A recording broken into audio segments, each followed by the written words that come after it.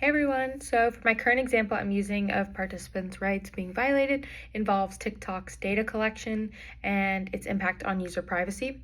2023, they faced legal scrutiny over how it collects and uses personal data from its users, mainly in minors and young adults, and they have been failed to obtain proper informed consent in telling their participants. They collect vast amounts of user data, including voice recognition and facial as well, and it does not inform their users.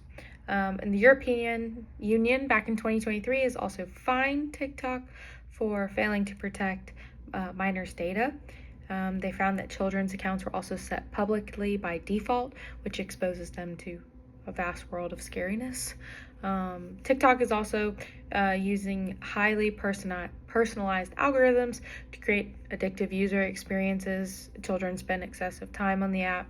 And finally, many college students use TikTok as their primary source, like myself, of news and information, which can lead to misinformation and manipulation of how a story is told.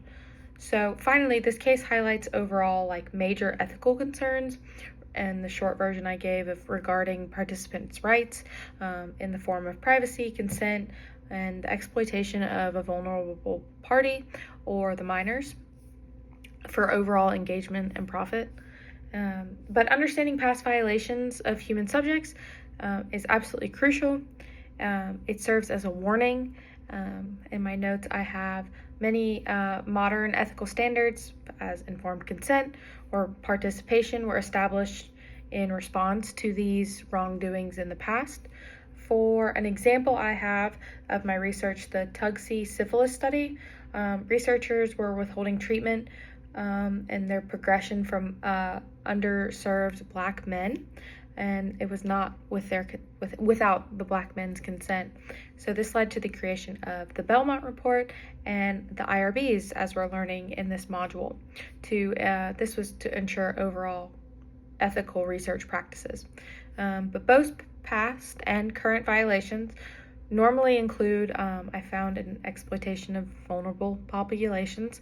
The TUGSI study with the poor Black men who lacked access to healthcare, and they were misled about the true nature of the study. And similarly, today's social media platforms like TikTok definitely exploit children and young adults. In both cases, participants have lacked the full knowledge in the risks they were facing. And one of the key methods, the key differences in this is the method of violation. Past cases that have also, like the syphilis study, involved physical harm, medical experiments without consent. But today, more modern violations tend to include digital or psychological harm, such as privacy breaches. And today, ethical concerns focuses on more data privacy and digital addiction as opposed to physical harm as it might have been in the past. So that's all I have.